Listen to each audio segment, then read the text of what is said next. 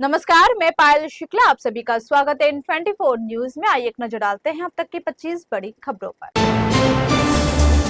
मनसे प्रमुख राज ठाकरे स्कूलों में अनिवार्य हिंदी भाषा का कर रहे हैं विरोध। इस बीच सीएम देवेंद्र फडणवीस ने इस पर जताई आपत्ति। कहा, मुझे कभी कभी आश्चर्य होता है, हिंदी का विरोध और अंग्रेजी का क्यों नहीं।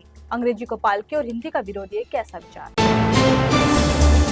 मनसे प्रमुख राज ठाकरे ने शिवसेना यूबीटी के अध्यक्ष और चचेरे भाई उद्धव ठाकरे को लेकर दिया बड़ा बयान। उन्होंने कहा, उद्धव ठाकरे के साथ हो सकते हैं मेरे राजनीतिक मतभेद, लेकिन अगर महाराष्ट्र हित के लिए हमें होना होगा एक, तो मैं उसके लिए हूं तैयार। राज ठाकरे के साथ आने वाले बयान पर उद्धव ठाकरे ने दी पहली प्रतिक्रिया। कहा, चलिए मेरी तरफ से कोई झगड़ा नहीं था, जो था वो भूल गए, लेकिन क्या आप यानी राज ठाकरे बीजेपी के साथ आएंगे या राज्य का देखेंगे ही। नासिक में हजरत सतपीर सैयद बाबा दरगाह को तोड़ने की नगर निगम के नोटिस पर अब सुप्रीम कोर्ट ने सख्ती दिखाते हुए लगाई अंतरिम रोक। सुप्रीम कोर्ट ने बॉम्बे हाई कोर्ट से 7 अप्रैल को दाखिल याचिका अब तक सूचीबद्ध न होने के कारणों की मांगी रिपोर्ट, साथ ही नगर निगम को जवाब दाखिल करने का दिया निर्देश।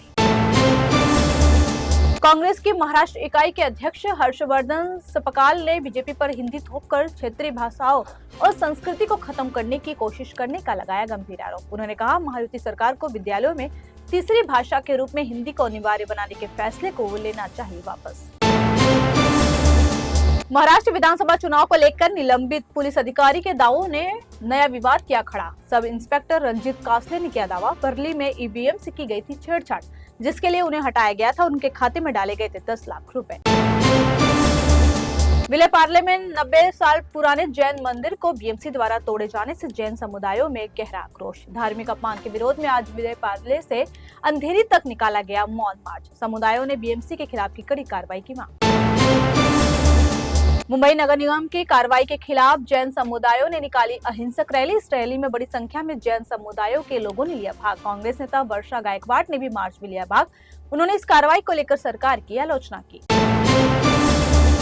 नासिक में अवैध दरगाह को तोड़ने के दौरान हिंसा भड़काने के आरोप में एआईएमआईएम नेता को किया गया गिरफ्तार। मुख्तार शेख को पुलिस पर हमला और लोगों को भड़काने के आरोप में किया गया गिरफ्तार।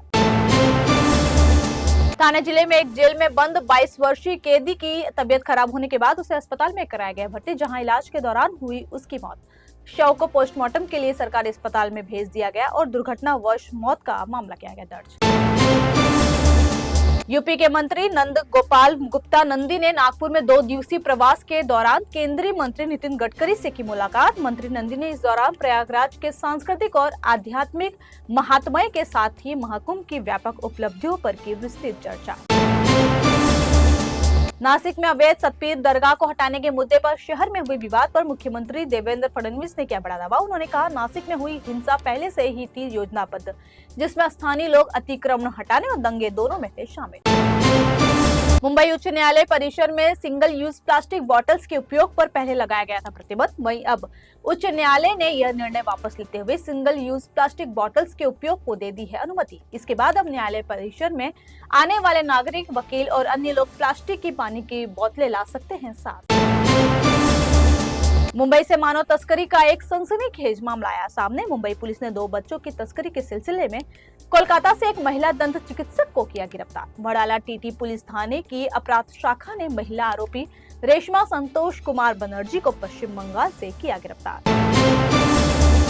नागपुर में व्यापारी महावीर कोठारी के अपहरण की साजिश को पुलिस ने अपनी सतर्कता से किया नाकाम। व्यापारी महावीर कोठारी ने आरोपी सलमान खान से 1 लाख रुपए का लिया था कर्ज और इसी लेन-देन को लेकर अपहरण की रची गई थी साजिश। इस षड्यंत्र में सलमान खान और अजहर पठान थे शामिल। दिल्ली पुलिस के क्राइम ब्रांच ने क्रॉस बॉर्डर ड्रग सिंडिकेट का किया भंडाफोड़। क्राइम ब्रांच ने मामले में 10 आरोपियों को किया गिरफ्तार, जो अफगानिस्तान, पाकिस्तान और इंडिया में चलाते थे ड्रग के बड़े सिंडिकेट। बड़ी मात्रा में किया गया हेरोइन, मोबाइल फोन और डेटा रिकवर। अफगानिस्तान में आज दोपहर 12:17 पर भूकंप का झटका किया गया महसूस। रिक्टर पैमाने पर 5.8 तक आया भूकंप। भूकंप के झटके लगते ही घरों से बाहर निकल कर आए लोग। इधर भारत में भी जम्मू कश्मीर और दिल्ली में हल्के झटके किए गए महसूस। बहुजन समाज पार्टी की प्रमुख मायावती ने एक बार फिर केंद्र और राज्य सरकारों के प्रति जताई नाराजगी। उन्होंने जनगणना, नई शिक्षा नीति और भाषा थोपे जाने जैसे मुद्दों पर हो रहे मतभेदों को लेकर कहा, यह देश और जनता दोनों के हितों के लिए है नुकसानदायक। प्रोजेक्ट चीता के अंतर्गत 8 चीते जल्द ही लाए जाएंगे भारत। इसमें से 4 चीते मई में ही आ जाएंगे, जबकि 4 बाद में आएंगे। इन्हें मध्य प्रदेश के जंगलों में बसाया जाएगा। प्रोजेक्ट चीता पर अब तक 112 करोड़ हो चुके हैं खर्च।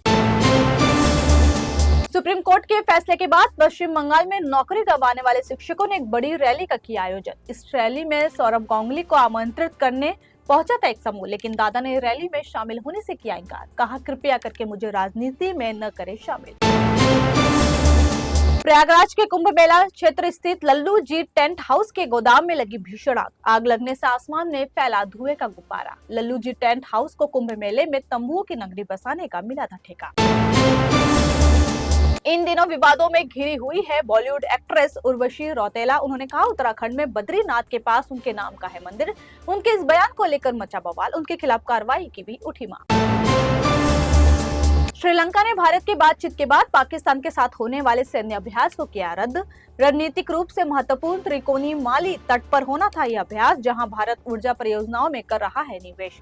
पाकिस्तान के विरोध के बावजूद श्रीलंका ने भारत के साथ अपने संबंधों को दी प्राथमिकता।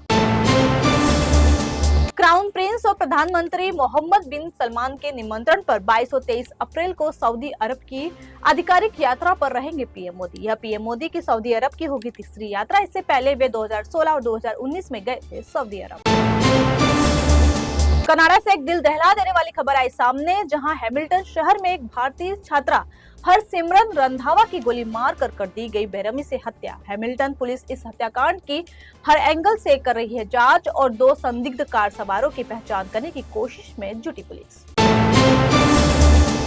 फिलहाल के लिए इतना ही। देश और दुनिया की तमाम बड़ी खबरों के लिए जुड़े रहिए N24 न्यूज से। साथ ही N24 न्यूज के social media platform YouTube, Instagram और फेसबुक को लाइक, सब्सक्राइब और शेयर करना ना भूलें।